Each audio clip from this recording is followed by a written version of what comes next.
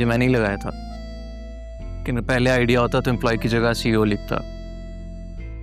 जिस तरह से कॉन्फिडेंटली आपने अपना बिजनेस संभाला है, दैट्स कमेंडेबल। मेरे नाना जान का बिजनेस, इसमें मेरा कुछ नहीं है। वैसे सब कुछ आपका ही है, नजर उठा के तो देखें।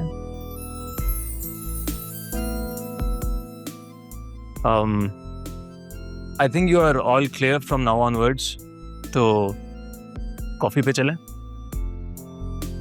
फिर कभी सही। देखिए, ये ना तो बॉस ने कहा है ना ही आपके उस्ताद ने, एक दोस्त ने कहा है। दोस्ती का इतना मान तो रखें।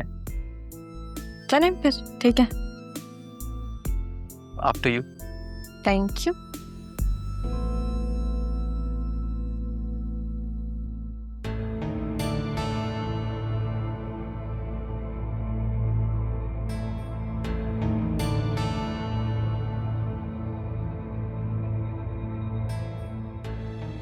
मामा,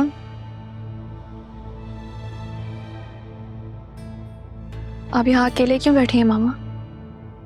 तो कहाँ जाऊं? तुम्हारे बाप ने तो मार के कमरे से बाहर निकाल दिया। कल तुम्हारे सामने कह रहा था, हाथ उठाया लेकिन मारा नहीं, और आज वो कसर भी पूरी कर दी। आपने बहुत गलत किया मामा। आपने तो कहा था कि वो लोग घर ही नहीं आए। आपको पप्पू और राहा को उस तरह से घर से बाहर नहीं निकालना चाहिए था।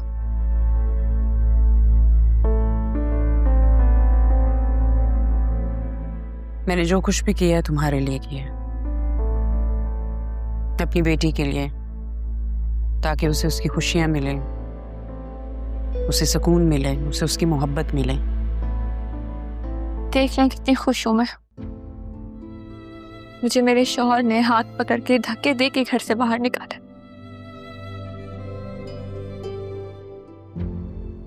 माँ की नीयत पे शक कर रही हो? शक नहीं कर रही मामा, आपको बाबा से माफी मांगनी चाहिए। बहुत दुखी है वो। मार भी मैं खाऊं और माफी भी मैं मांगूं? मेरी खातिर प्लीज। तुम्हारी खातिर तो मैं कुछ भी कर सकती हूँ। फिर माफी मांग लेना, क्या हर्ज है इसमें?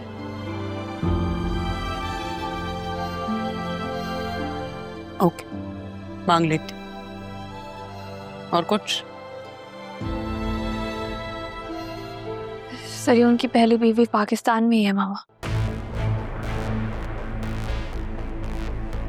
क्या कह रही हो?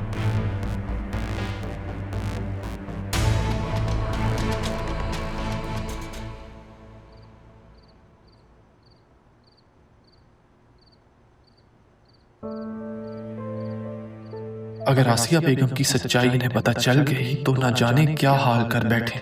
सच को कितनी देर छुपा सकता हूं मैं?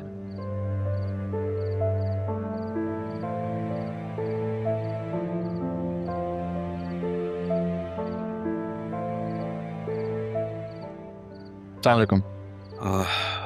वालेकुम अस्सलाम अरमान, तुम कब आए बेटा? बस अभी आया था। कुछ सोच रहे हैं आप? मैं रहा कहाँ है? अपने फादर के पास। कबीर के पास?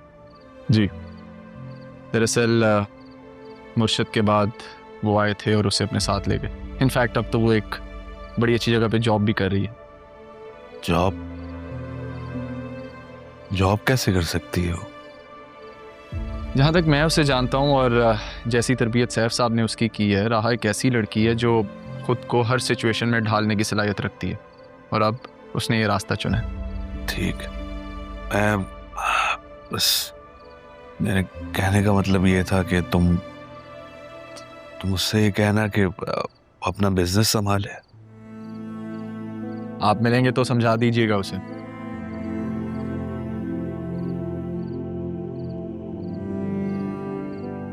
अरमान, राहा को किसने किडनैप करवाया था?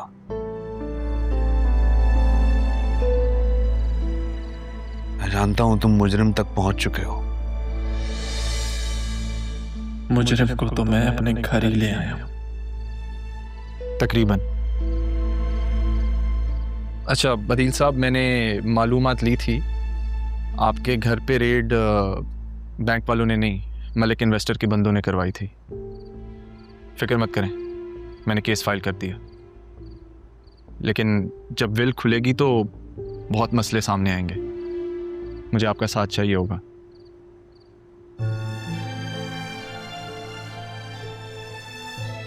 बेटा अरमान, मैं उस दिन के लिए बहुत शर्मिंदा हूं। मैं बदील साहब क्या कर रहे हैं आप? प्लीज, शर्मिंदा कर रहे हैं आप मुझे? आपके बहुत एहसान है मुझ पर, ऐसा मत करें।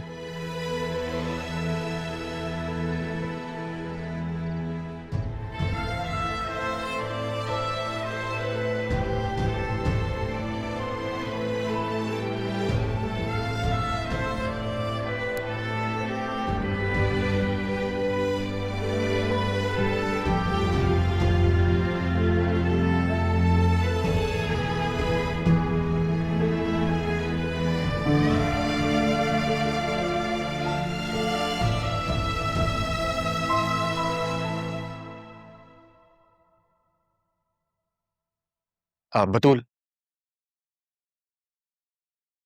मैं तुम्हें ही बुलाने आ रहा था, चलो मेरे साथ।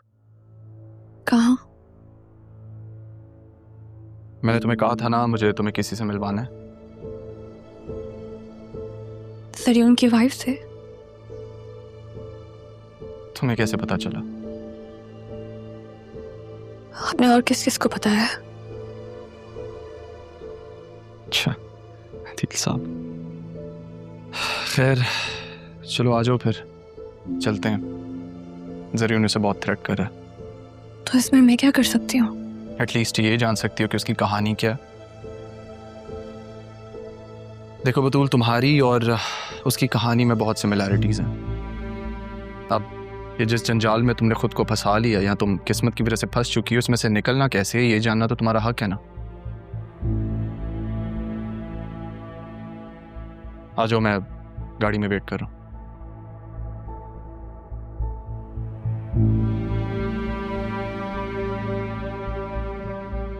अगर तुम बता देती कि तुम कौन हो तो क्या हो जाता? मैं खुद कुछ करना चाहती थी। अगर आपको बता देती तो आप जॉब नहीं देते। उस वक्त जरूरत थी मुझे जॉब की। अम्मी शेल्टर होम में थी और मेरा दिल था कि मैं उन्हें शेल्टर होम से कहीं और ले जाऊं, पर वो मुझे छोड़ के ही चली गई। इतनी सी उम्र में काफी बड़ा सदमा देख लिया आपने। ऐसी चीजों पे इंसान का इख्तियार थोड़ी होता है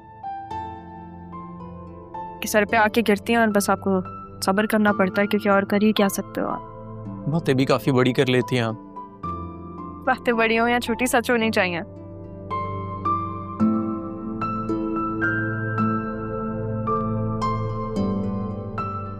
क्या हुआ?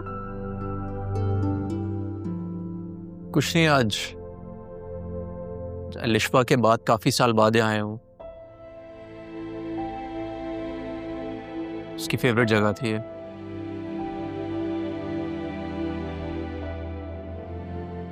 If you don't mind me asking,